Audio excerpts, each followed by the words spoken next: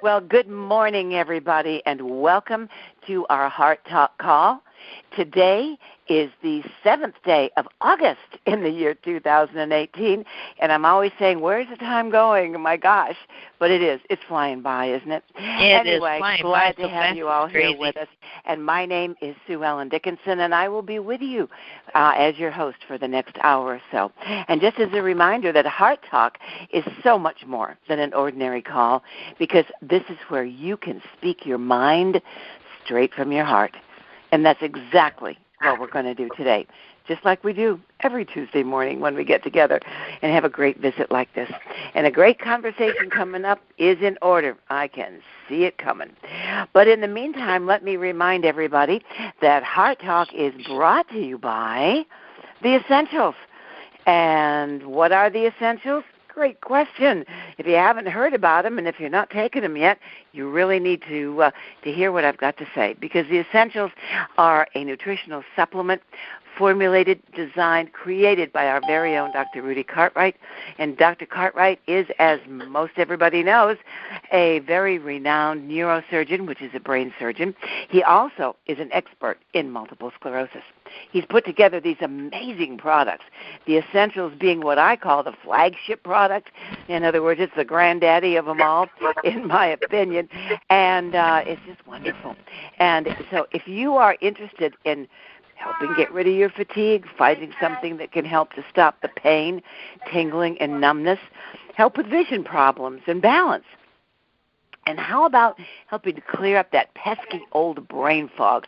And, you know, that was just the bane of my existence when I had symptoms. Oh, my goodness, it drove me nuts.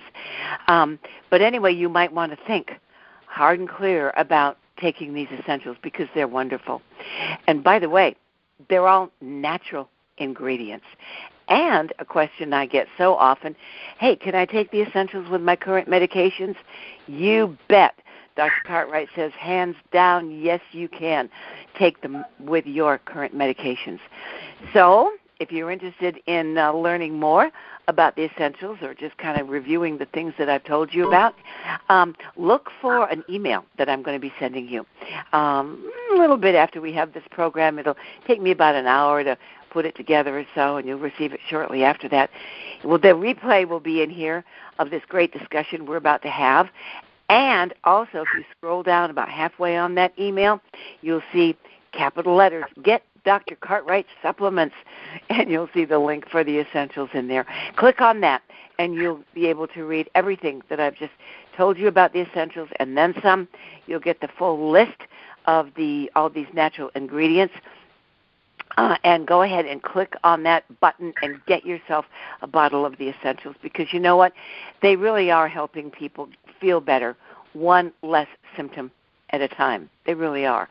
And I take them today. My family members take them, even though they don't have MS, but these are designed to just really, really help. And in my opinion, they do. And like I said, these Essentials are helping people to feel better, one less symptom at a time. So pick yourself up a bottle of the Essentials. I know you're going to be very glad you did. So, all righty. There we go with a little housekeeping and introduction out of the way. And, look for that email for sure. There's going to be a lot of information in it. But let's get down to the meat and potatoes, so to speak, of what we're here to talk about today. And as always, we're going to open up with this one subject. But, take this call wherever you want to go. Take the subject matter wherever you want to go, because this is your call. I want to hear what is on your mind and how you feel about it. And like I said before we hit the record button, I've heard from several of you about, your opinions of what this subject matter is and what it means to you. And really, I think it's much more of a sensitive subject than I realized. And I know it's a very sensitive subject, but it turns out maybe it's one of these untouchable subjects, one of these taboo subjects, one of these forbidden subjects that we just love to talk about here on this program, because nobody else is talking about it, but we are. And boy, we're giving our opinion left, right, and sideways, aren't we? And that's what we're going to do here today. But what I want to do, for those of you maybe who missed the email, or if you did read it, we'll give you a little refresher course on it. But I want to reread it to you so that we can kind of have a fresh start this morning. And it's all about expectations, guilt, and chronic illness. This is I'm going to read to you an article by that name, which is written by Devin Garlett, and we know who Devin is because we use a lot of his work, a lot of his writings, because once again, Devin hits a home run in facing these real-world issues. And when he discusses the feelings of guilt and the expectations that traditional life has put on him personally, regardless of whether he suffers from a chronic illness, MS, of course, or not. You see, Devin has a remarkable way of relating to these issues at a ground level that brings us all together when we think about these things like guilt and expectations with a whole lot of clarity and common sense. He almost brings us a new, clear vision, a very transparent vision about it. So I'm going to read what he wrote. So let's get right down to it. And then I want to hear what you have to say. So have your questions ready. Have your comments ready. Meanwhile, here's Devin. One of the most common issues that those with a chronic illness like multiple sclerosis encounter is guilt. It could be feeling guilty because we cancel so much, or that we can't be there for our children, or not being able to do common chores around the house. Guilt is a heavy feeling, and it can have a dramatic impact on our health. And I'm finally starting to realize just how powerful an effect the constant feelings of guilt have had on my health. So hear me out. Now, I've been single for over a year now, and as I look at my current life and reflect back to the days when I was married, I can see just how much worrying about being the man of the house had a huge effect on my health. I've written a few times about how there are certain sociological expectations when you're in a relationship, particularly when you enter the bond of marriage. These expectations can weigh on you.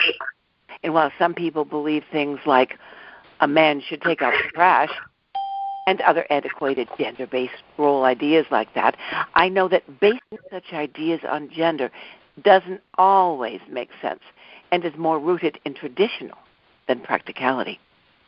That doesn't mean I didn't occasionally succumb to that line of thinking, though. When the society that you're raised in, those values and those ideals, it's hard not to, no matter how enlightened you think you are. I know there are many men with MS that have a very hard time when they can't be the one to go out and mow the lawn, just as there are many women with MS who struggle when they can't, for example, make the family dinner.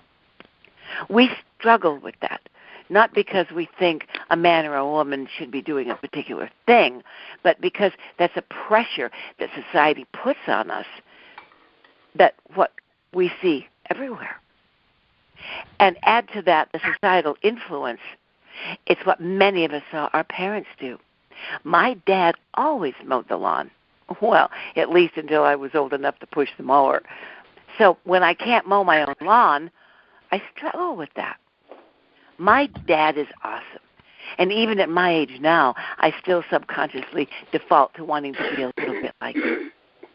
My dad had certain roles as a provider, and no matter how educated I am, it's hard to not let that influence me. When I finally got married, part of me really wanted to be as good of a husband as my dad, whether I realized that at the time or not. And whenever I couldn't be that, it cut into me. It hurt.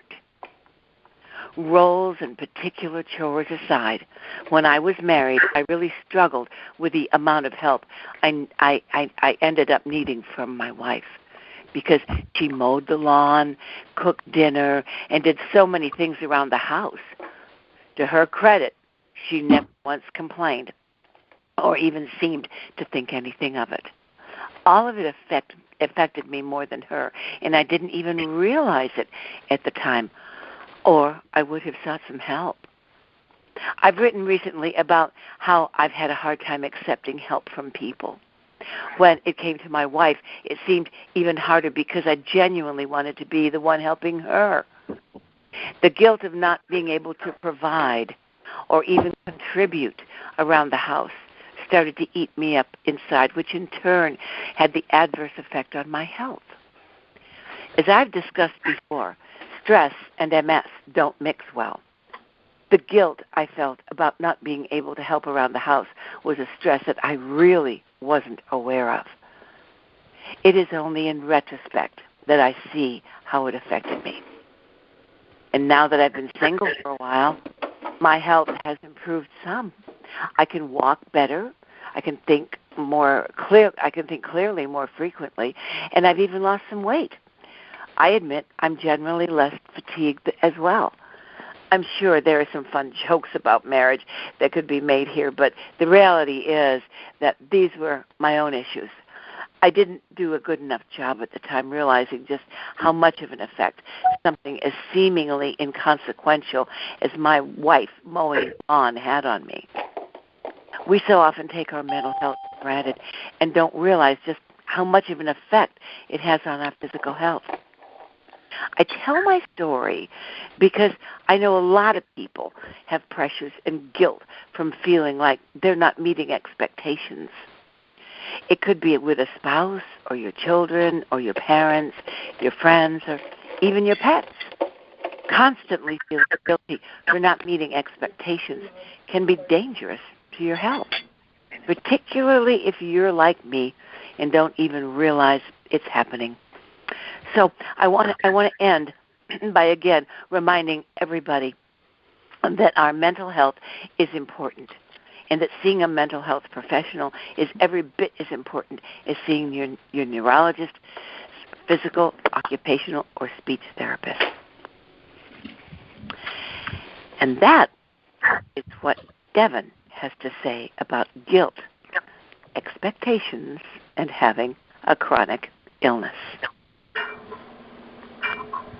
What do you guys think?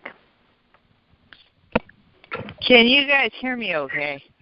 We can. I can. Loud and clear. Oh, certainly good. Good. Because I got this hit on this falling apart. Anyway, but no, I kind of have that same emotional feeling as well. I mean, because I feel like I am not able to take care of my household, make supper for everybody and stuff like that. So, and it's just like, this MS is just kind of trying to rule the roost here. Yeah. I want to be able to do the housewife thing because that's what I am. Me too. Yeah. Okay, who said that? That was Sherry. Sherry. Oh, hi, Sherry. Hi. What have you got to say about it, Sherry? Yeah. I can so relate, especially now with Carl being laid up. And on my Facebook, I do a Facebook comment every single night before bed. And on my Facebook comment last night, I said I can so appreciate when my husband is healthy and how much he helps me. Because I said, and I thought it was almost comical, ironic, if you look at it that way. Because I'm always trying to find humor. But he can't reach anything on the floor.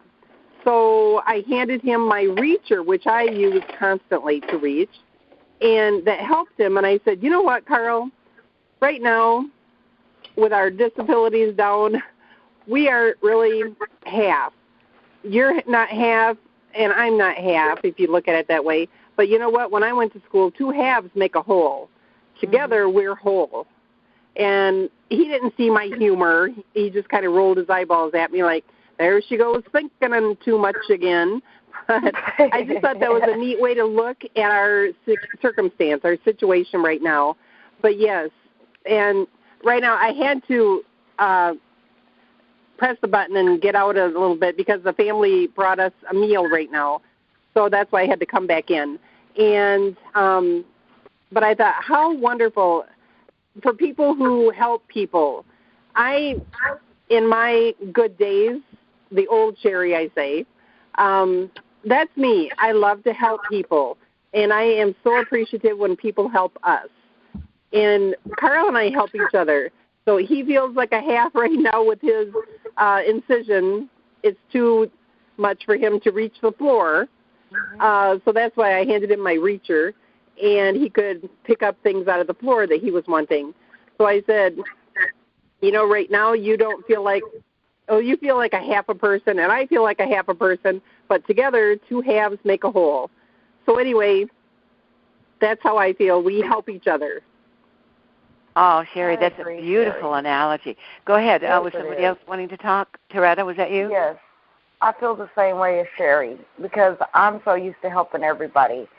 And it's hard when you can't do the things that you used to do, so you have to limit yourself. Like myself, I love to be, out there helping everybody I possibly can, but when I have to tell them, no, I can't help you or my plate's too full, it makes me feel a little bad because that's, the people that are relying on me, and now they can't really rely on me, and so they're like constantly like, well, just try it anyway. Just try it anyway. And I'm like, okay, I'll just try, but I can't do it for long, but I'll just try anyway because I want to stay as positive as possible.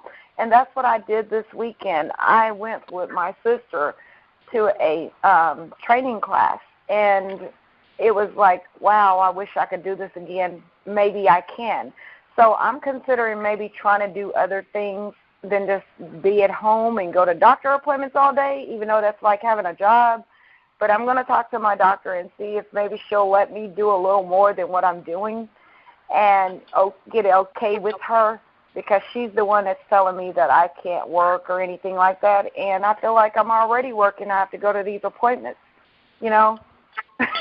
So yeah. I have a job. I just don't get paid for it. But that's what I miss. I miss working and enjoying going places and doing a lot more and not being so tired. But that's something that, really we have to deal with and we have to accept. And I've accepted it all this time, but I'm ready to try to, boost myself up and see if I can move a little more. Well, bless your heart, Teretta. Yeah. Yeah. Be easy on yourself, though. Don't be too hard on yourself because you're not able to do those things right now. Take it easy. Yeah, I know. Be good to that. I know. I know it's hard, but yeah. But isn't it great? I got one more that's graduating from high school, and once he's gone, it's just me and my puppy. What do I do from there? It's like when you have you have kids, and they grow up and leave. Of course, you're wanting them to grow up and venture out for success, but I'm gonna be by myself, again, kind of like when I didn't have kids. I was by myself. Yeah. So I feel like, okay, what am I gonna do when my baby leaves me? And I'm trying not to make him feel like he has to stay here, because that's what he's been making statements. If my mom's not doing well, I'm just gonna not do anything. I'm just gonna stay here and work. And I don't want him to do that. I don't want him to stop his life because of me. And so I'm pushing them out there. You get out there and be successful. Your mom, if she needs you, she could always come to you. You don't have to come to me, And that's what I'm trying to get them in the frame of mind of understanding that even though I'm going to be alone and I'm going to miss them like crazy, might have to get a sleeping bag and go sleep at their college, but I want them both to be successful, and I give them options. You can go to work, go to school, whichever one is best for you. And so I don't want to put too much pressure on them, but I know that is pressure and stress, having to think of what am I supposed to do, then I'm leaving my mom, what if she gets sick, and, they have those thoughts too. So it's not just us, as in what we're going through, it's the people that's surrounding us. They go through the same thing almost, just in a different way. Yeah. Exactly. Yeah. And I have to add, too, my daughter Jenna is here, and she had to work at BARC yesterday. It's a rehabilitation center, and I told her, go ahead and go to work. That's important to you. Your dad and I will be okay until you get or we'll be okay, period. But we'll miss you on this day, but you'll be back home at 3:30. You'll be here to take care of us then. So anyway, I wanted her to go and do her thing, knowing she'll be back at 3:30. So she did, and we survived. And I know it was hard for her because she was leaving her mom and dad behind, feeling like, okay, I'm gone. Am I neglecting them? What if they need me? They think of these things, too. That's why I basically let everybody know that we don't just go through it ourselves. Our loved ones that support us and they're for us, they go through what we're going through almost, just not physically, but the mind frame. Exactly. How they think and how they care. So, sometimes we don't think that we have anybody, but we do have people. It's just they don't know how to deal with our circumstances. So they're kind of like, we'll help you, we'll do this, and it's like we have to tell them, no, you go ahead and take care of your business. We're going to be okay. When you get back, then you can help us out. And that's the same thing that I do. Yeah, very good. Let me just interject this because, Toretta, I want to make 2 points. Number one, this is a really beautiful conversation, and I don't want you to stop. I want you to keep going. Because what you're all describing is bringing the families together, bringing your families and friends together. At the same time, within an awkward situation that maybe otherwise would just sort of be like, oh, well, it's just another day kind of situation. You follow me? But this is forcing their hand because they do care, and it's bringing families together. Go ahead. And so, sometimes my kids, they may wonder or think I'm crazy, but, I've got other things, and most of us do. We don't just deal with MS. We have other things because along with MS, we probably deal with every situation or circumstance out there that you could possibly ever want to deal with almost, and it's a lot on us. So that's a lot on our family because what they're doing is they're behind the scenes worrying about us. And, it's like you don't want them to worry, so you're trying to take a little stress off them. But even though people tell you don't stress, you still stress. You stress when you don't know you stress. And sometimes I kind of lash out at my kids and people, and it's like, why am I doing this? And then I have to go back and apologize. And they'll tell me, we understand. We know you go through a lot. We're there with you. And we'll go with you. We'll go through it with you. So we understand. And I'm just like, but I feel so bad because maybe this or that, So I try to make sure I communicate. Even though I have this disease and it affects me in so many ways, I still try to communicate with my loved ones that are supporting me to get them to understand what I'm going through, even though they may not feel it, but they do feel the other part because they have to deal with whatever comes with, the decisions that they choose to make. And so with my boys, seeing them have to go to work every day and I can't go to work, that makes me feel bad, but I'm making them men. I'm raising them to be men. I can't teach them how to be a man, but I can guide them in the way. So they go to work every day, and it's like you gotta pay bills and things like that. I give them bills to pay. This is income because when you go to school or you can't, work when you go back to school, your mom has to try to make ends meet with you in school and helping you. So we're there to help each other, and I'm glad that they understand to an extent of what I go through, but it just drives me crazy to see, like, I can't go do what they do, because that's what I was used to doing. My kids know before I knew I was sick or ever got sick, I was out working all the time. I'd go to work when I wasn't even supposed to be at work. I'd be off and I'd still go to work because I love the fact of helping people, and that was part of my job, So it's kind of hard, and it's even though it's been 7 years, it's still hard to try to still do that. It seems like the time's passing quickly is a good thing in a way, but at the same time, it's like I want to be out there and do what they're doing, but I really can't do it. But I try to still, keep myself involved and keep myself up. Let me ask you something. getting back to Devon's perspective on all this, and hearing what you're expressing, do you have times when you feel guilt about that, Toretta? Yes, guilt? I do. How do you handle that? How do you handle that guilt? It's so hard to try to figure out what to do, and I'm just like, am I doing the right thing? Should I just try to go out there and do it anyway, even though my doctor says I can't? But I just like to make sure that I'm doing what I'm supposed to do, because if I overdo it again, guess what happens to me? I end up laying up in a hospital. And yeah, we know all about that. Don't do that again. Yeah, exactly. Then that's taking my kids to kind of like what Sherry says. They're not going to want to go to work because they're going to think, well, I got to be there with my mom. You know, like, and then, I'm in then a that's hospital. guilt on them, and you don't want to put guilt on them. You know, guilt. I've got to stay with mom's cause. Yeah. Exactly. If I leave, something bad's going to happen. Yeah, you don't want to insult that. Exactly.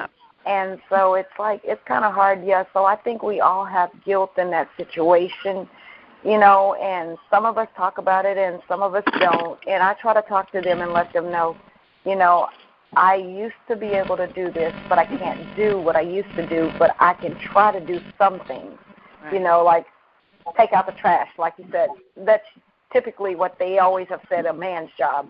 Well, I can take out the trash because if I was only by myself, it was just me as a woman, I'd have to do it. So why not do it when the man's there?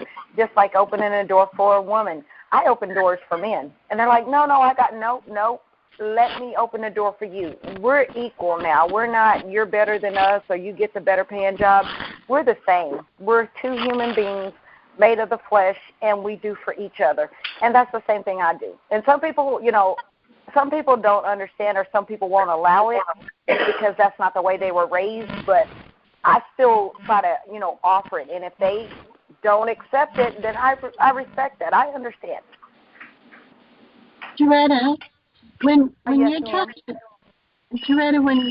talking about trying to help people and trying to go back to work and that, I'm going to tell you about something I do. And it's actually a course out of Stanford, and it's taught worldwide. Well, I'm going to say all English-speaking countries. I don't know if it's been translated. Up here in Alberta, it's called Better Choices, Better Health. And it's actually, you can do it in a facility, or I do it online. And it's for anybody with a chronic condition. And so I facilitate these courses. So people go online, they answer the questions that they need to online, and you're facilitating. So you're helping them by maybe, in it you always have to do an action plan. So they have certain criteria of what your action plan should be. So maybe a person doesn't meet that criteria. So you're helping them to show, well, how they can meet that criteria so that they would be successful in meeting it.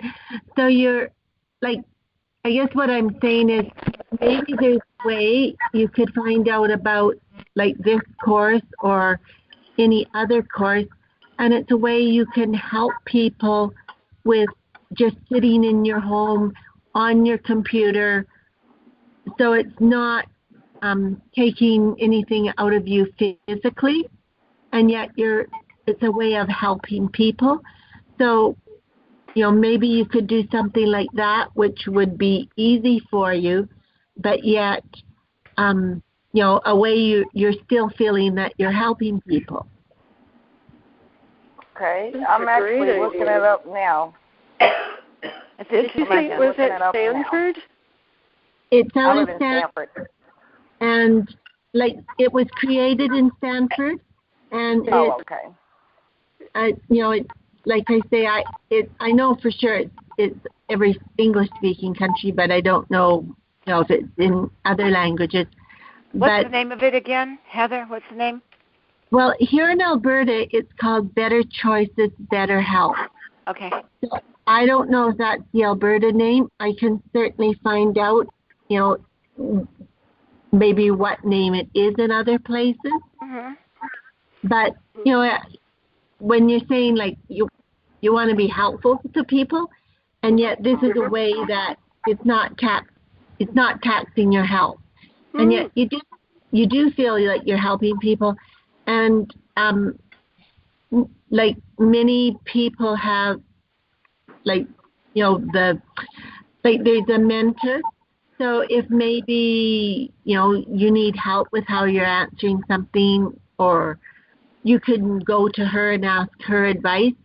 And many of them have kind of commented that they really like the fact that I am doing it, because I'm giving another perspective. I'm giving a perspective of somebody who's already in a wheelchair. So maybe you get somebody on the call that's saying, I'm worried, I'm scared about my health, I'm scared I'm going to go in a wheelchair. So you can tell them, well, I'm in a wheelchair, and you know what?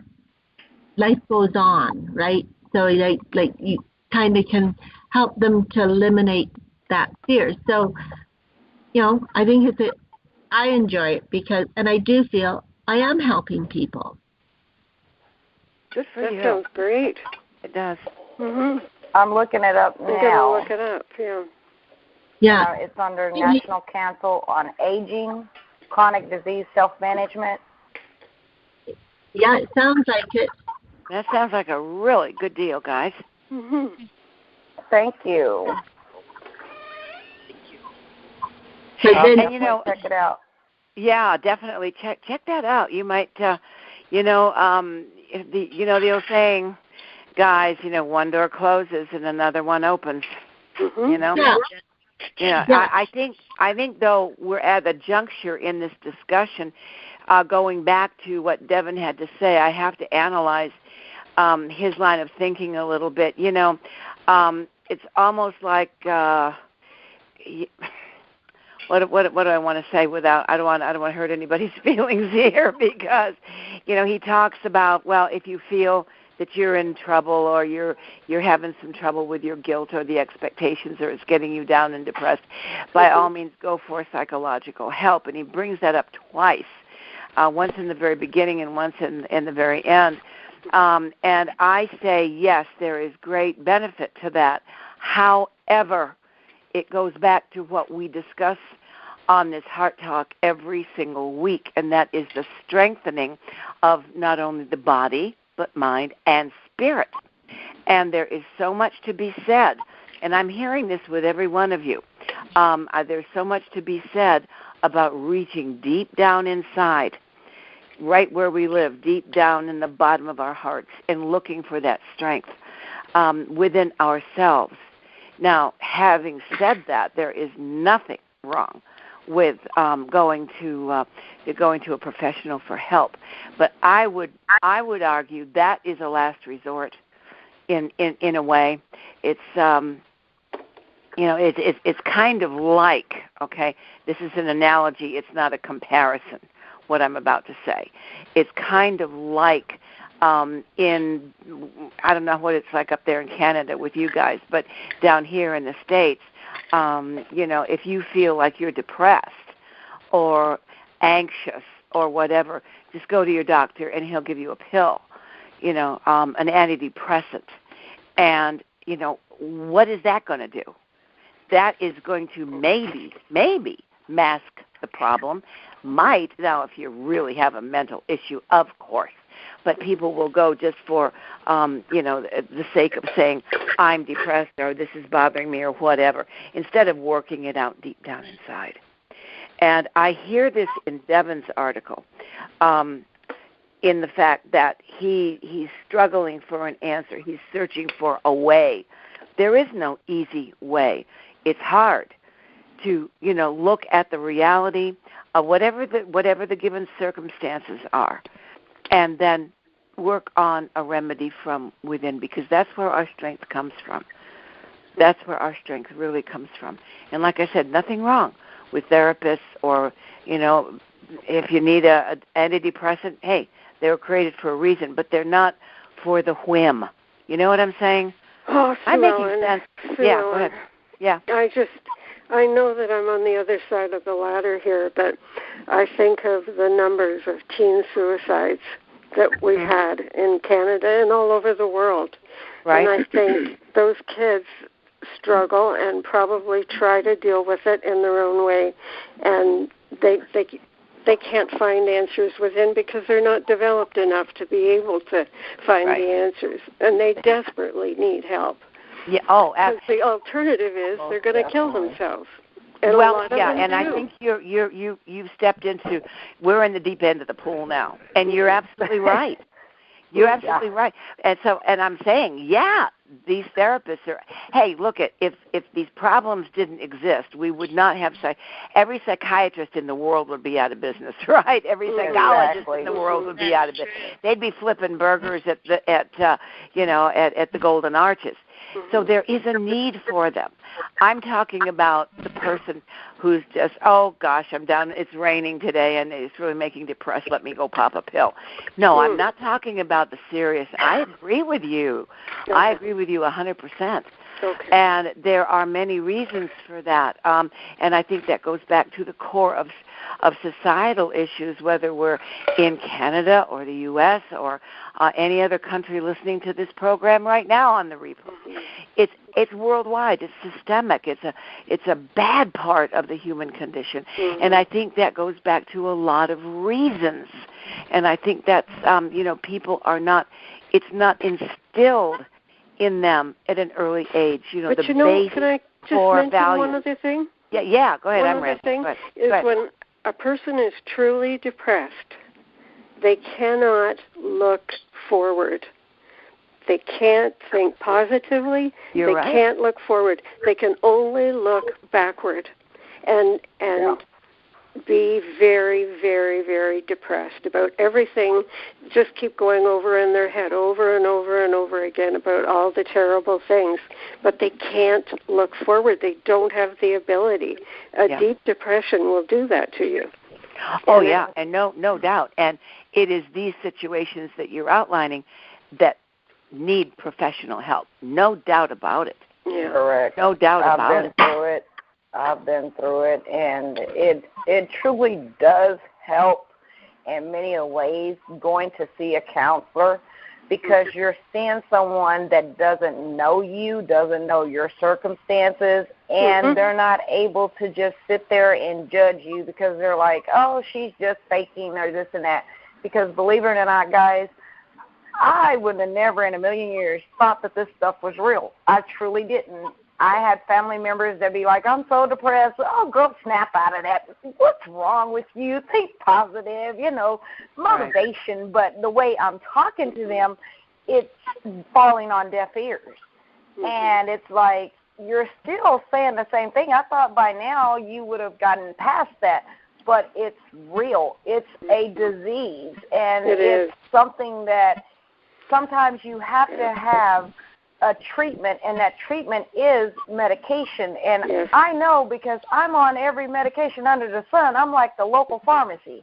And it's like on this phone call, I'm sitting there with pills in my hand, taking my pills, saying, oh, gosh, I'm contemplating about taking these pills. Are they going to make me sick? Are they going to agree with my body? Da-da-da-da. And I'm having to take them like increments. I can't just take them all at one time because it's going to make me sick. I've already tried that. It didn't work. So I have to now find a new way of taking my medication. So it's like, oh, gosh, I got to take these. I got to wait and then take the other ones. So that right there alone can cause stress because I'm thinking, how do I get this medicine down without throwing it up? Oh, the taste's bad. We've got all this stuff running in our head. We can't really focus and think positive because we're looking at, look at me, look at what I'm going through. And so sometimes I get down and I get negative, but I really like to try to be as positive, stay happy, and just enjoy life. Depression is totally different from that. Depression is different. It'll take you and it'll make you feel like you have nothing or no one. You're nothing. Yeah. And that's why we've got such a high rate of young people, because they don't have the understanding that things happen. So the first thing their answer is, okay, let me just end everything and I don't have to go through this anymore. That's not the answer. Well, they don't know how. They don't know how to figure it out. Yeah, because they don't know, because they're still young. That's why they're still our kids. That's why they still need their parents as guidance, is because they don't know, or they don't know how to feel. Their body's not developed enough to know. Mm-hmm. But we, in most cases, are at that point where we know, because literally, guys, when a person came to me and said, I want to take my life, I'm like, well, shoot yourself in the head or heart, and that way you know you're gone for sure. And they look at me like, you want me to kill myself? Well, you said you did. I'm just trying to tell you an easy way to do it so you can get it over with, and I don't have to hear you say it again. And literally, they didn't want to do it. What they were trying to do is they were calling out for help. They needed help. Mm-hmm. And again, because I wasn't in their situation, I didn't understand. Mm-hmm. I'm like, why would you want to take your life? You're crazy. I want to keep my life. I love my life. You know, I don't love what happens in my life, but all the time. But I love having a life. Yeah. Because I meet all y'all. You don't understand though. I have been in that situation where I have been so desperate that I just didn't know what to do, what I was going to do. I just didn't want to live anymore. And I didn't know how to know how to fix it. I really didn't. And it was a terrible situation. And I finally called the hospital and said, I need some help. And they found me someone, but if I hadn't been able to reach out to a hospital and get a therapist, I don't know where I'd be today. What caused it, Virginia? Do you know? No, I don't know if it was a chemical disorder.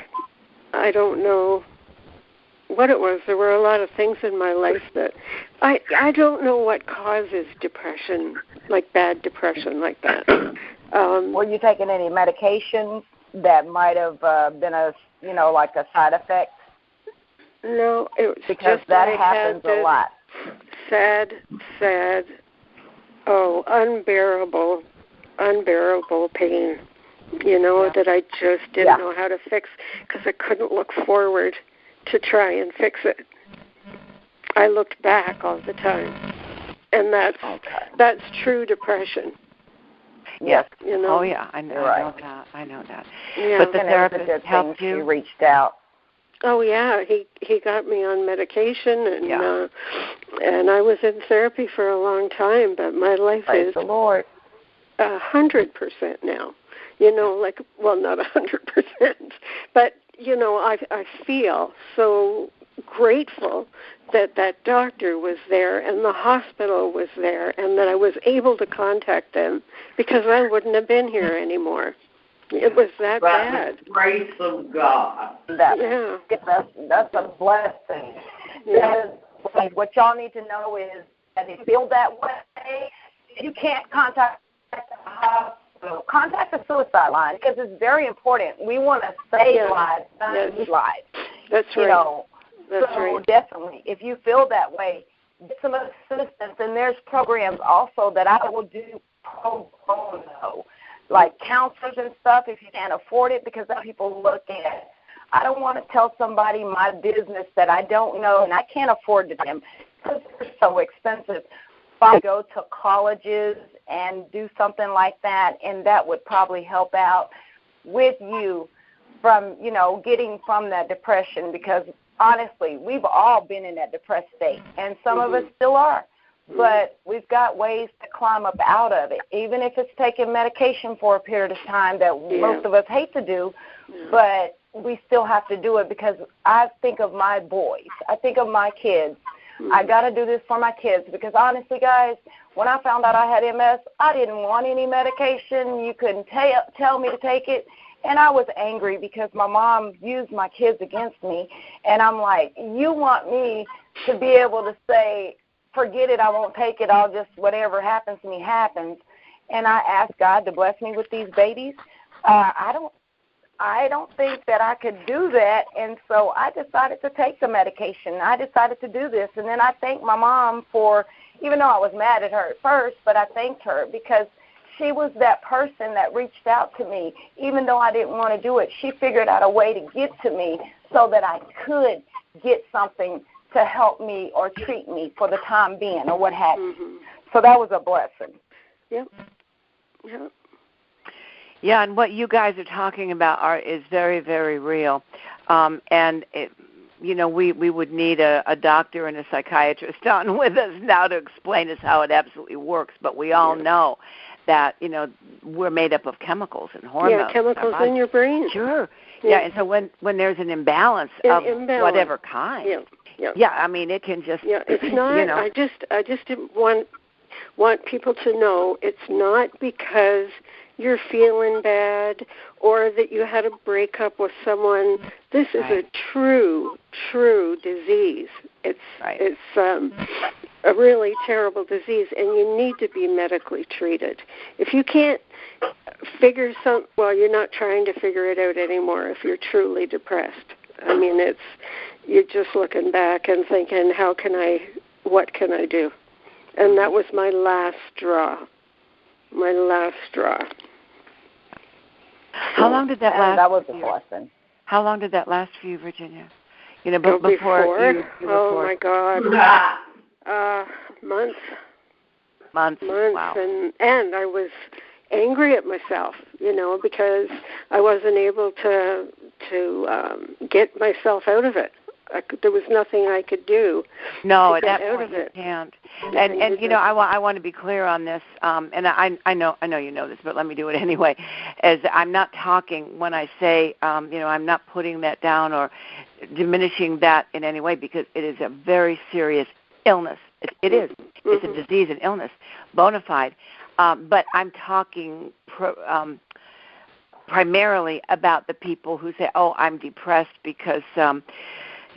The heel fell off my shoe, or somebody said they didn't like me, and I'm having a bad hair day. Let me go find a pill to take, because that's in other words, it's making a mockery of the real deal. You're talking about you follow me, that you're talking about the real deal. Yeah. I'm talking about, the people that, I just, oh dear, I've got a migraine headache over whatever. It's making me so depressed. And they overwork the word depression. Mm-hmm. And because it's not depression. They're having, a mood altering situation. I broke up with my boyfriend. Okay, you'll get over it. He wasn't right for you anyway because he was cheating on you. So what the heck, But it's not a real depression. That's right. It is an emotion, a natural human emotion taken to a certain depth, or it is a mood, a natural mood taken to a certain extent. It is not a true depression. No. Not at all. No, and I understand that. Gosh, I'm sorry you went through that. I know you've touched on that. I'm better today. I mean, I have to take a pill every day to make sure it doesn't come back. Sure. But I'm great, and I thank God that I'm still here, Oh, heck yeah. Yeah. I'm glad you are. I'm glad you're still here. And I want to step in and say something. That happened to me yesterday. I wanted to go outside. Speak up, Jay. Speak up. Okay. Can't hear you. Move my microphone. Better. Okay. I wanted to go downtown so I could get a few groceries before the day was over. Because I knew at a certain amount of time I had to get dishes washed, so forth like that. Which, as soon as I got home, first thing I did was take it out. Because I knew if I didn't get one, I probably wouldn't get one. But my power chair was in the garage. And I asked Gabriel if he can go out and get it for me. And he's like, well, why don't you go out and get it? I'm like, dang, if I could, I would. Now, wait, what was in the garage? We're losing you again. My power chair. Your power chair, okay. My power chair, yes. That's better, whatever you did. Again, and he had taken it down, help him with his haircut. So, anyway, though, but back to what I was saying. And it was like, if I would, I could. Or if I could, I would. Yeah. Go out there and get it myself, I was getting ready to get down on my butt and slide on into the garage, but he came flying down. He says, I'll go out and get it for you. And I was like, thank you. I'm like, great. Things you have to go through just to get it, Mm-hmm. Well, my way to deal with that don't we thank God for the compassion that people develop? Mhm. Mhm. Go ahead, Virginia. I want to hear what your thought is on that. Well, if my son had ever treated me like that, if I'd asked him to go and get something and he said no to me, then I would wait until he needed something, and then I would say, listen, you go get my wheelchair out of the garage, and I'll be happy to oblige you. Thank you. It gives me an idea. Will I use it? Probably not. Yes. Things slip Yes. they go in one ear and out the other for me. Speak up, Day. I can't hear you. I said, can you hear me? Not very well. Not too much. Oh, this is the darn microphone. I can't wait till I get the new one on Thursday. No, you're fading away. Speak up. Uh-oh. Okay. Is that better? Oh, much better. Okay. Better. Yeah, this microphone, if Hector hadn't snapped it, it wouldn't do this. But I can't blame it all on Hunter. It's my own fault for keeping it within his reach. Okay, you were making a point about the wheelchair and Gabriel. Yes. Go ahead. I said that you tell me one thing and it goes in one ear and out the other, because what you had to say was very, very spot on, but do I remember it 5 minutes later? Probably not. Can you write it down? I probably could. Yeah. Or type it so you remember it? That's a very good idea. Yeah. Yeah. And it will apply to many, many different things that you need to deal with when Hunter's giving you a hard time. Yeah. Hunter or Gabriel? Oh, sorry. Or Hunter, or I don't know. Yeah. Did he? I may have missed it because I'm having trouble hearing you. But did Gabriel give you a reason, or was it just a flat no? Oh, he didn't want to do anything. He just told me to go F off or whatever. It's like, Gabriel, Jay. Really? Yes. He's what, 11 years old? Yeah, he's 11 and I'm 12. And he told his mother to go F off? Yes, he did.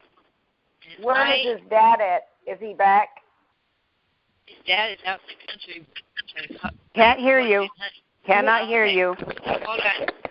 I'm going to remove this headset and talk to you just through the microphone. Talk to us through the phone. We cannot hear you. Okay.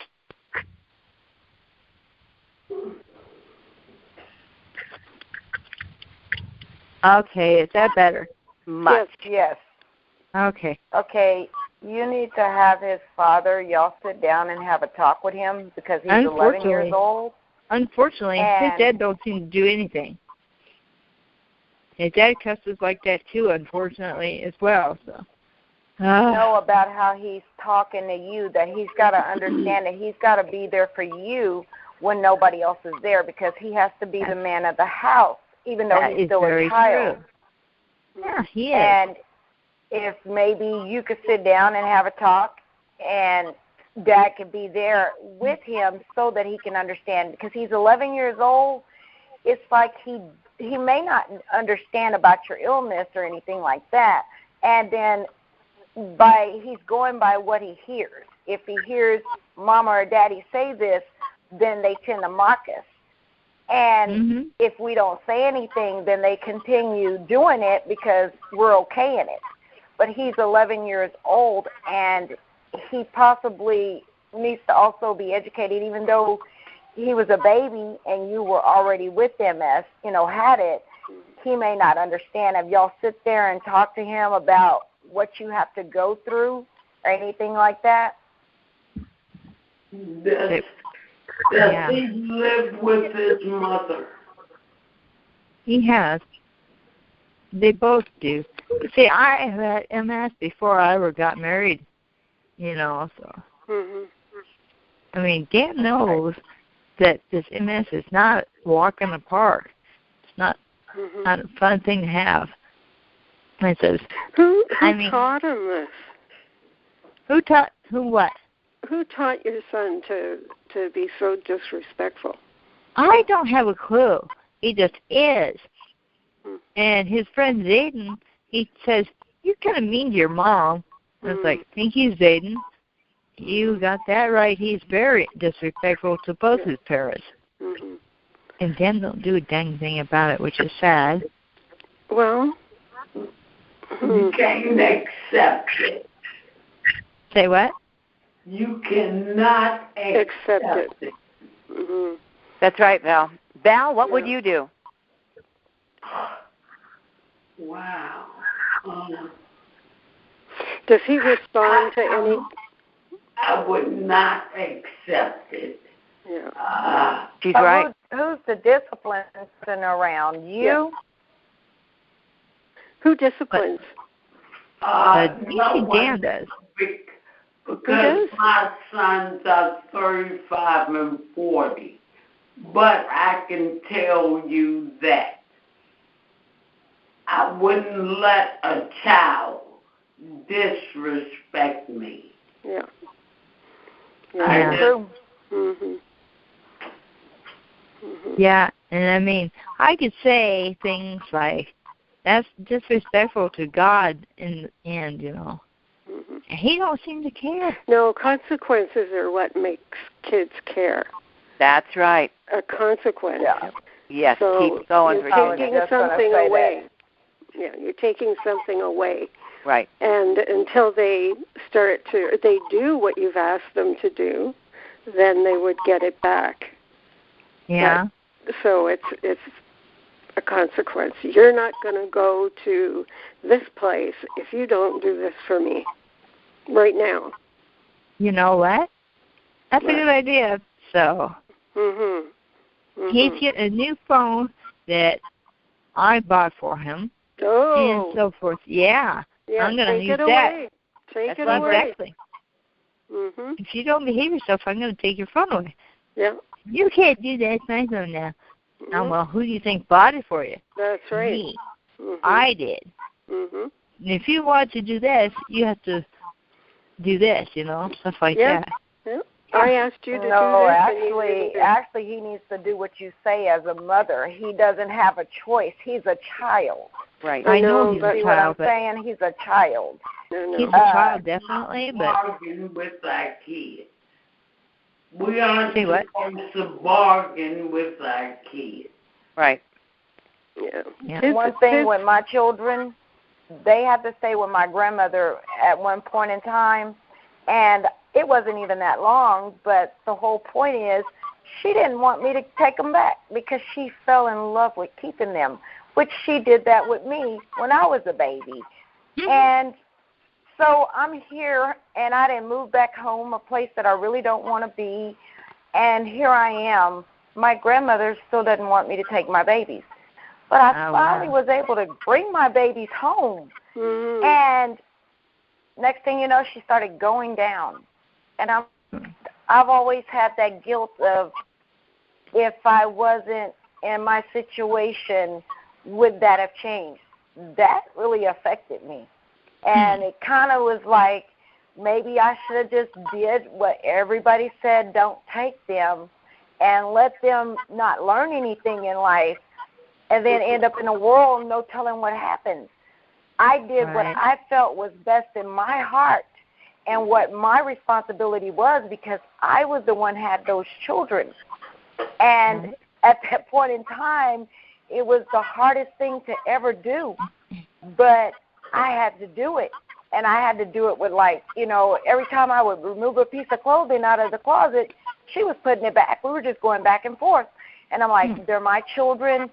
I've already told you that I was getting my kids a long time ago, and I've let you keep them this long. It's time for them to come home. Well, they don't have to leave. And I was like, yes, they do. I'm their mother.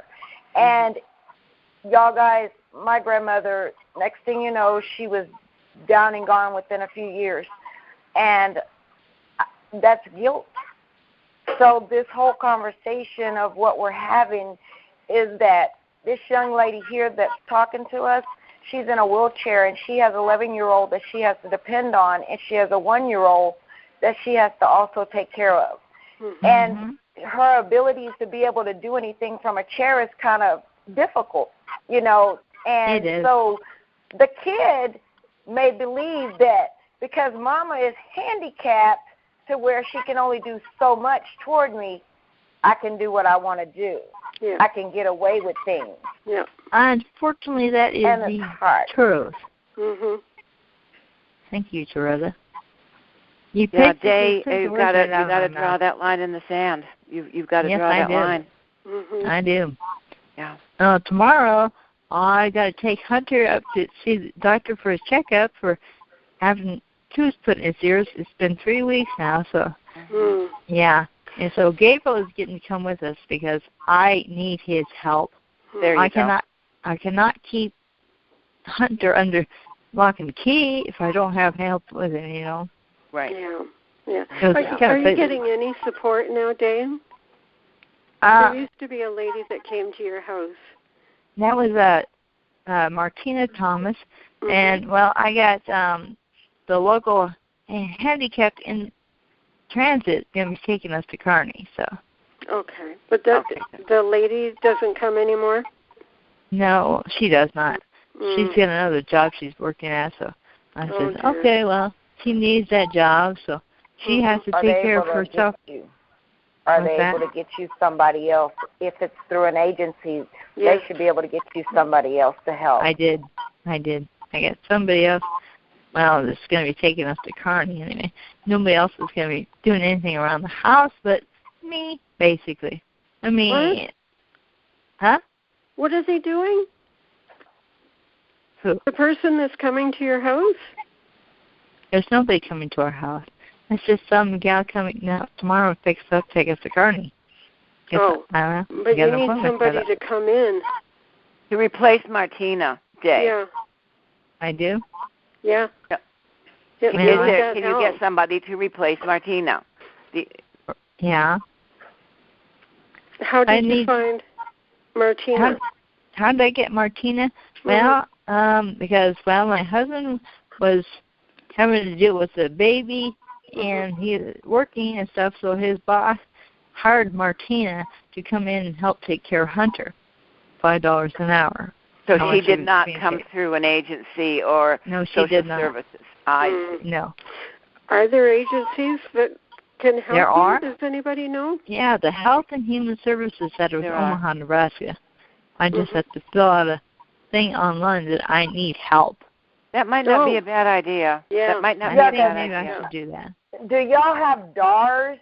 Because I was going to say they may be able to assist you too. That's the a disability service program that may be able to find someone to get in there to help you out, because you really need someone there to assist you because you have a baby still, you know. I do. And see if you could maybe find an agency that can help you and, let them know your circumstances and things like that. Right. Yeah. I'm just thinking that Toretta would be a great support for you because she would be able to go through it with you and help you with who you need to call and what you need to say to the people. Right. That is a great idea. I don't mind. Yeah. Day, how do you feel about that? I'm feeling that, maybe I should tap into Toretta, see about getting some help here. Okay? Yeah. Now, okay. All right, guys. We're gonna have to cut short. My phone is about to die out on us, and that means that we all go down at once. Let me just leave it here. You two have your contact information, right? I do. Yeah. Why don't you two get started? Getting in touch, and Day, keep us posted on that, will you? This is important. I'm so glad you talked about that today, Dave. That's great. Yes, that's the reason that we had this call, guys, and the subject of the call. Yes, it's always a reason. Yeah, and it brought that out. Dave, could you talk to your doctor about this? Oh, say what? Another good idea. Another very good idea. Can you talk to your doctor about it? I probably should. And your doctor. I go back to see her and, my neurologist or my primary care physician. Yeah. They might have some resources I would say either one. for you, and both. order this for you, type of thing. Right. Okay. You'll probably have to get the doctor to sign something in order to get somebody to come in to help. Probably. Anyway. Mm-hmm. Right. Yeah. And Sharetta will get it. I'm sure she'll be able to help you with everything. So we're gonna let you two go to work on that. And Day, keep us posted on that, will you? Toretta, you too. And thank you so much. Okay. All right, we're gonna have to move on, guys. We're gonna have to leave it there. Yeah. I'm sorry. I hate to cut you all off on that. Exactly. We've looking got at the clock myself, 11:09. It's definitely time for go with the prayer portion and so forth like that. We have to go to the prayer portion, and we must. We can't leave those people out in the cold, so to speak. So, all right, before we move on, are there any new names to go on the prayer list this week? None that I know of. Okay. All right, and so let's do this. Let's leave the editorial commentary portion aside, and we do want updates, and we will, guys, we will have updates. I can promise you that. But right now we're going to move into the prayer portion of our call, and for those who may be new to the Heart Talk call or listening for the very first time, we always end our discussions here with a prayer and reading the names on the prayer list, because we need to say thank you to our Lord Jesus Christ for bringing us together in all that we do, in all of us being here, and giving us the ability, giving us the platform that we have to have these amazing discussions. So let us now enter the prayer portion of the call, and by doing so, let me begin by reading a prayer. Hold on one second. Sip of my juice there. All right. Dear Heavenly Father, we come to you today asking for your divine intervention into the lives of so many that need your help. We ask that you answer our fervent prayers to help those who are in need and afflicted with multiple sclerosis and other ailments and diseases that are interfering with their lives, and in many cases, crippling their lives.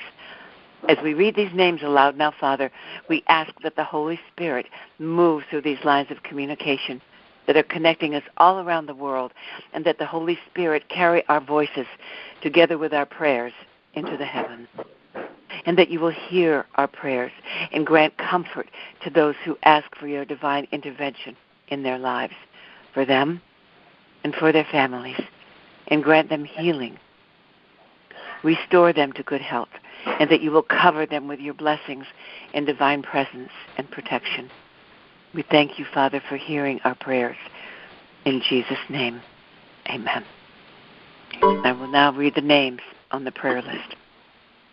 Donnell, Linda, Sandra, Erica, Shamang, Dyke, Carlos in Canada, Janet Carroll and family, Tish and Luke Roscams in the UK, Mary Ferris, Jeremy Mann, Julie Perkins, Rayshawn Jefferson, Damon Jones, Scotty Williams, Barbara Cleary in the UK, Linda Hawley, Sylvia, Greg Evenson and family, Arthur Marsalis, Veronica Lewis, Tanya Thompson, Kathy Pedrick, Mark, Francine Mankari, Tamala Lewis and family, Michelle, Joe in the UK, Carol in Iowa, Edie in Missouri, Alberta in Kansas, Will and Konachek, Sandra Moen, Susan, Russ Disdar and family, Donna and Nathan Leal, Kathleen in Boston, Frankie, Melissa, and Destiny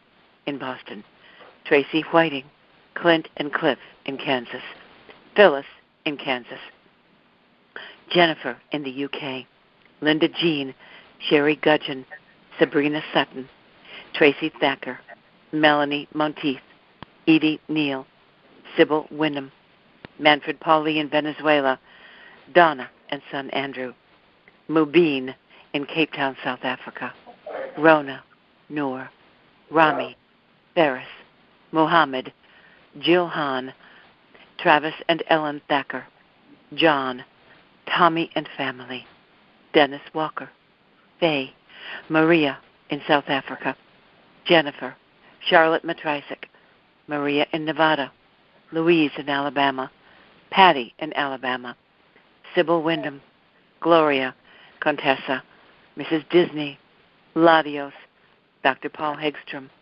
Lorraine, Irene, Lydia, Mike Newcomb, Beverly Raza, Jason in Florida, Charlene Kelly, Danielle in Toronto, Fanielle in Toronto, Frankie, Robert, Stacy, Judy, Sarah, Sherry, Ron and Marge, Terry, Tim and Michelle, Constance Wadlington, Toretta, Glenda, Larry Nichols, Melanie, Floyd, Amy and Eric Olson, Trudy, Gladys, Gerald Taylor, Diamond, Gregory, Irma, Travis John, Urtis, DeMarcus, Anne, Richard Brezen, Helen, Pearl, Irma, Grace, Rebecca, Linda and Joe in the UK, Dan and Jason Junker, Dion in Michigan,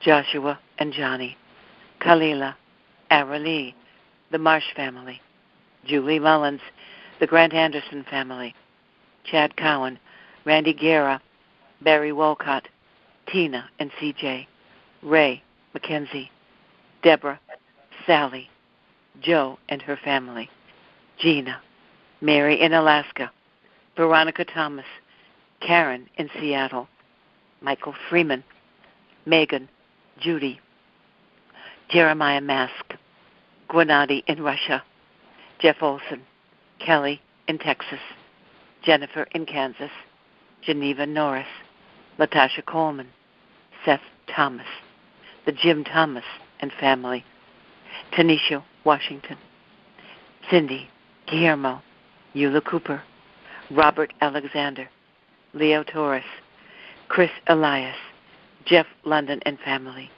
Jared and John Chambers and family, Eddie Tiny, Leslie Cavazos, Ryan Cadillo, Aaron Marsh, Jimmy in the UK, Valerie and Hillary Perry, Blanche Collins, Flick Mays, Michael Kuhlman, the Pope family, the Baldonado family, Mary Jo in Fargo, Danielle Duran, Dr. Marty Sanders, the Hargrave crew, Lena Davis family, Sharon in London, Billy Medlock, Lola Striggles, Rondella Canida, Dave McCartney and family, Shay Standifer and family, Billy Kuhlman, Rita Nixon, James Grace, Alton Johnson, the Johnson family, Tracy and Alice Daniels, the Elias family, Arlen, Kathy and Al Matthews, Deborah Yars de Lorenzo, Chadrick Watson, Kevin Giles, Eric, the Collins family, the Johnson family, Trevia Powell Clark and family, Ray LaBelle, Tony Delsey, Edward McFarland, Seth, Malaya Marnie Horton Fisher, Abe Martinez, Roscoe, Hattie Battle, Alberta and Chuck, Isabel, Enoch Bryant, Sister Wanda Burke, Anthony Canida, Trinity Johnson, Curtis Warren, Susan Trotter, Rhonda Pryor, Wanda Burke, James Washington, Enoch Bryant and family, Aretha McKinney, Arlene Matthews, Lee Pittman, Blessed Hartaben, Andre Giles, Penny, Bonnie, Loretta, Ray Charles, Wayne Jones Jr., Khadijah Cooper, Becky and family, Ashia and Kanisha Morrison, Jeff Olson family, the Sybil Morrison family, Trelina Hope, the Gafford family, Emily Aguilar, Shalandra Kelly, Ann Downs, Irvin Gudgeon, Latasha Coleman, Jackie Clark, Don Orth. And I will leave you with this. Lord, help me to remember that nothing is going to happen to me today that you and I can't handle. Amen. Amen. Amen. Amen. Oh, guys, thanks for being here today on this beautiful Heart Talk call. It got pretty intense there in the end, but that's what's meant to be, I guess. And we'll follow through. Oh, we will follow through. Because what happens to one happens to all, the way I see it. Because it does.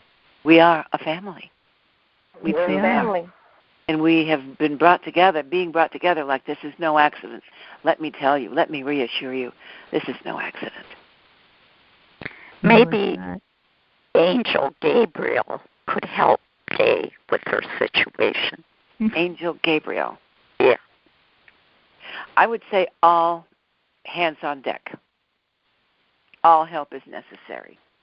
But I think that we need to start in the direction that we've outlined, and I think it's beautiful. And that will be starting with Day and Toretta getting together, putting a plan together, and letting it flow, as they say, because the answers will come. Day, the answers will come, sweetheart. Know that. Right. And remember, when one door closes, another door opens, small or large, the way it is in life. It's a rule, kind of a divine rule. Sounds like somebody's phone is ringing. All right. I'm going to let you guys go. I'm going to turn you all back out into the world again, but not before I tell you how much I love you and that you are in my thoughts and prayers, all of you, every single day. And that will never change. So stay in touch. It wants to change. Love your emails. Love your phone calls. So stay in touch with me, will you? And until next time, good. I look forward to it. Blessings to all. And blessings on you, dear. Thank Many you. blessings on you. Thank you. And I'll see you next time, whether that's later on today in a phone call or next week on Heart Talk. Okay, I'll be here. Good. You be here, too. All right. I'll see you then. You take care. Okay, Bye for you now. take care, too. Bye. Bye-bye. Bye-bye.